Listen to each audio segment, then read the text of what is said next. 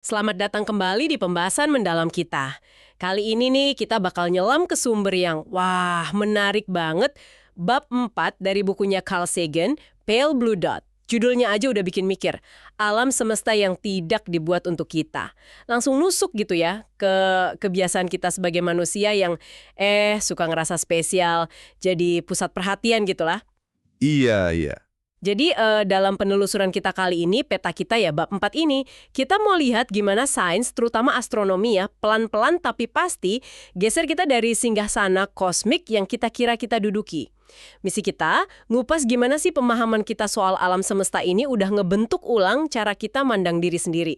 Dan kenapa proses turun pangkat ini seringkali susah banget diterima secara emosi. Siap ya kita bongkar bareng? Siap. Ini emang tema utama lah dalam sejarah pemikiran manusia. Semacam pertarungan ya antara harapan kita pengen punya tempat istimewa di alam semesta sama bukti-bukti ilmiah yang nunjukin gambaran yang beda terus. Bab ini tuh, wah, cerdas banget nangkap inti konfliknya. Kita bakal telusuri gimana gagasan kalau kita ini mungkin ya biasa aja dalam skema kosmik ini muncul. Terus apa dampaknya buat cara kita memahami hidup kita ini? Nah, Sagan kan mulainya dengan observasi yang tajam ya. Dia bilang kalau merasa superior atau jadi pusat gitu, itu tuh alami banget rasanya. Mirip lah sama prasangka lain kayak seksisme, rasisme, nasionalisme yang chauvinistik itu. Ada semacam rasa nyaman gitu kan secara psikologis, pas kita yakin kalau kelompok kita ini, entah spesies kita, suku, bangsa, itu yang paling penting. Anda pasti pernah ngerasain dikit-dikit kan, dorongan buat percaya cara pandang kita, tempat kita, itu standarnya gitu. Oh, jelas. Jelas banget. Dan kalau lihat sejarah, pandangan ini bukan cuma preferensi loh, tapi paradigma dominan ribuan tahun. Contohnya geosentrisme. Ide kalau bumi itu pusat alam semesta. Ini bukan ide ngasal, didukung pengamatan paling dasar. Matahari terbit di timur, lewat langit tenggelam di barat. Bulan bintang kayaknya muterin kita. Secara intuisi ya bener aja rasanya. Tokoh-tokoh hebat kayak Aristoteles, Ptolemy, Plato, sampai Thomas Aquinas di tradisi Kristen, semuanya bangun sistem pemikiran yang rumit di atas fondasi geosentris ini. Udah mendarah daging di budaya, bahasa, filsafat, bahkan kitab suci banyak agama. Sagan nyebutnya delusi yang dipegang kuat lah setidaknya 3.000 tahun, sampai abad 17. Ini bukan opini, ini kebenaran buat mayoritas manusia waktu itu. Terus panggung sejarah goyang nih. Datang Nicolaus Copernicus dengan ide heliosentrisnya. Tapi yang bener-bener bikin badai itu Galileo Galilei. Dengan teleskop bikinannya, alat simple tapi revolusioner, dia nggak cuma teori, tapi ngasih bukti. Bukti pengamatan. Ada fase Venus, bulan-bulan Jupiter, bintik matahari, gunung di bulan. Semua ini kalau dikumpulin nunjuk ke satu kesimpulan yang ganggu banget. Bumi itu bukan pusat yang diem, tapi planet yang gerak muterin matahari. Ini momen yang luar biasa ya, keberanian buat nanya langsung ke alam lewat observasi dan eksperimen. Nentang otoritas ribuan tahun. Betul. Dan keberanian itu, bayarannya mahal banget. Seperti yang Sagan ceritain detail ya, Gereja Katolik waktu itu nganggap ajaran Galileo bukan cuma salah, tapi bahaya. Mereka bilang doktrin bumi gerak itu absurd. Secara filosofis dan teologi salah, dan setidaknya kesalahan iman. Serem kan? Galileo dihadapin ke inkuisisi, dituduh sesat. Di bawah ancaman siksaan fisik, dia dipaksa narik omongannya di depan umum. Kutipan dari pernyataan dia tahun 1633 itu benar-benar nunjukin tekanan luar biasa yang dia hadapi. Dia dipaksa buat meninggalkan opini keliru bahwa matahari adalah pusat alam semesta dan tak bergerak, dan mengutuk serta membenci kesalahan dan kesesatan tersebut. Ini demonstrasi brutal lah tentang betapa bahayanya nantang pandangan antroposentris yang udah mapan waktu itu.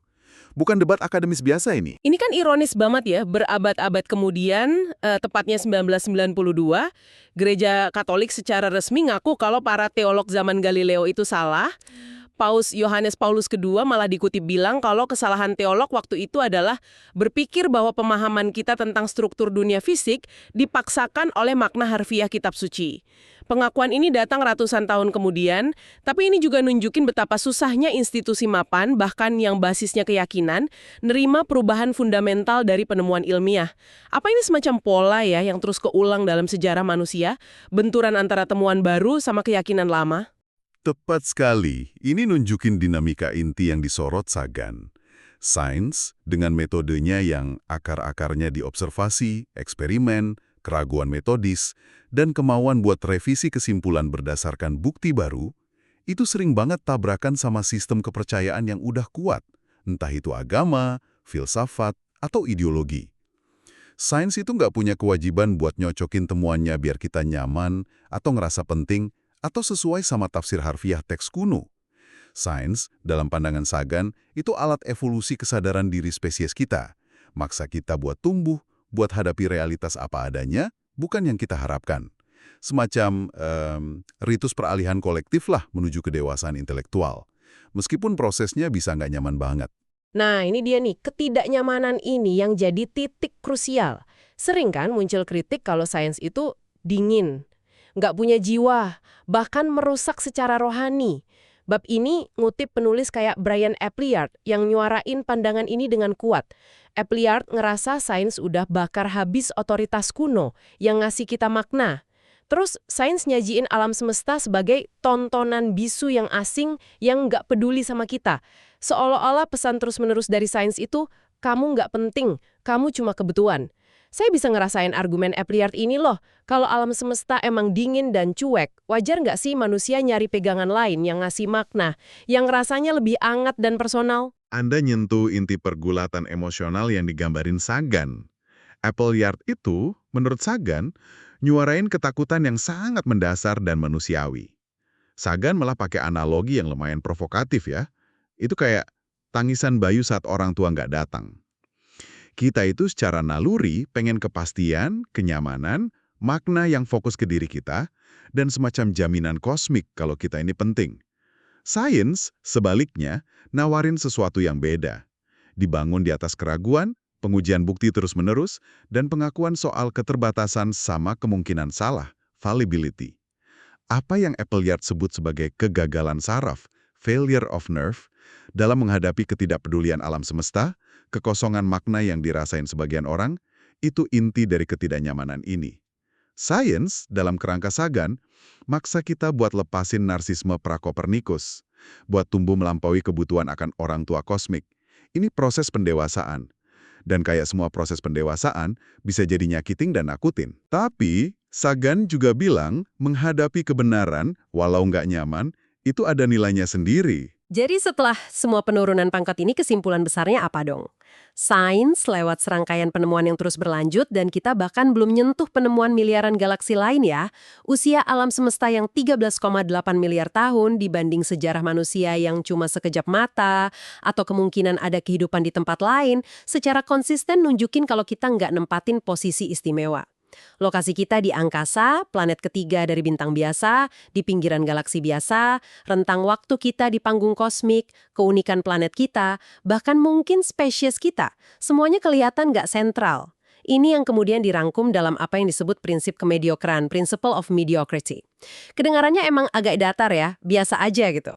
Mungkin kerasa gitu pas kesan pertama. Istilah mediocrity sendiri kan bisa kerasa negatif, tapi penting buat paham maksudnya.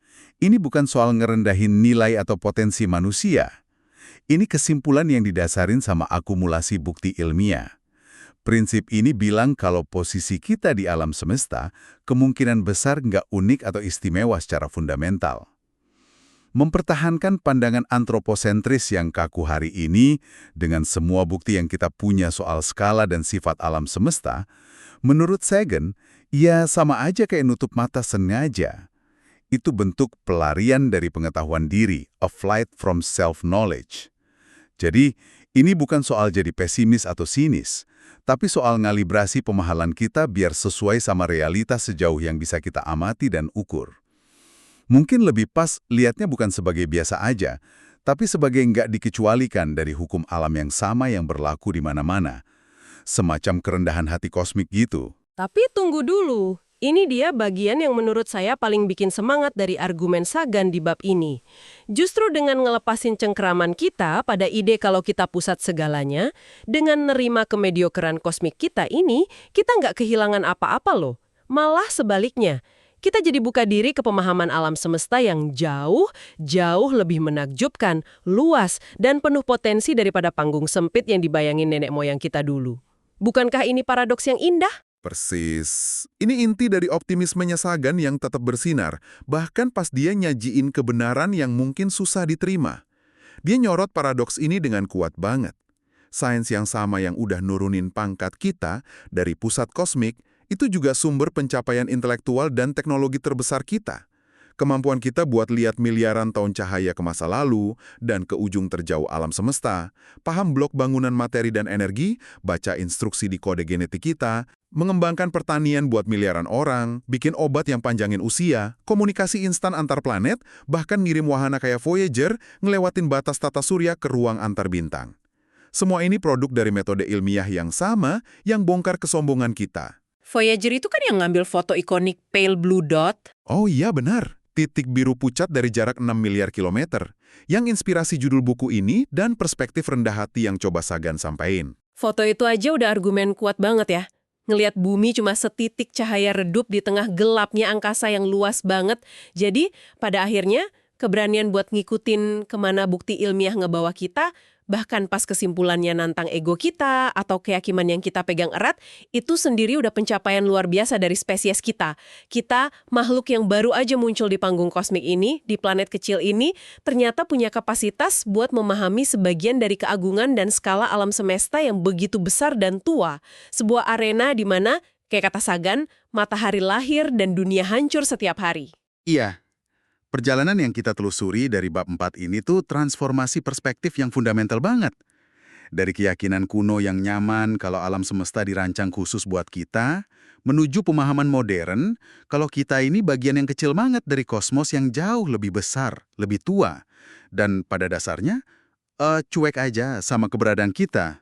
Sebuah penurunan pangkat yang mungkin nyakitin ego kolektif kita, tapi di saat yang sama, buka mata kita pada luasnya realitas. Realitas yang sesungguhnya, yang jauh ngelampauin imajinasi nenek moyang kita. Oke, setelah nyelam ke pemikiran Sagan di bab ini, mari kita coba tarik beberapa benang merah ya. Jadi ada beberapa poin kunci nih yang bisa kita petik. Pertama, kecenderungan alami kita buat ngerasa spesial dan sentral, walau manusiawi banget, seringkali tabrakan sama temuan sains soal tempat kita di alam semesta.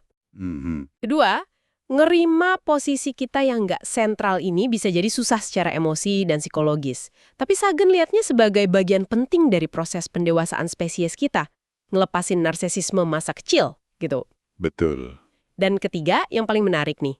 Justru dengan menerima kenyataan kosmik ini, kita nggak jadi lebih kecil. Malah buka pintu ke pemahaman alam semesta yang jauh lebih agung.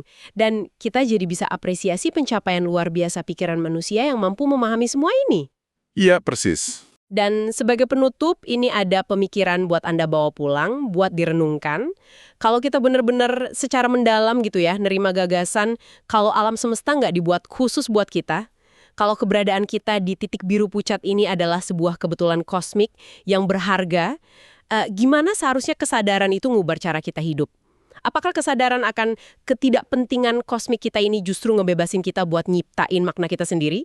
Atau malah ngasih tanggung jawab lebih besar ke kita, buat jaga satu sama lain, dan satu-satunya rumah yang kita kenal ini? Sampai jumpa di pembahasan mendalam berikutnya.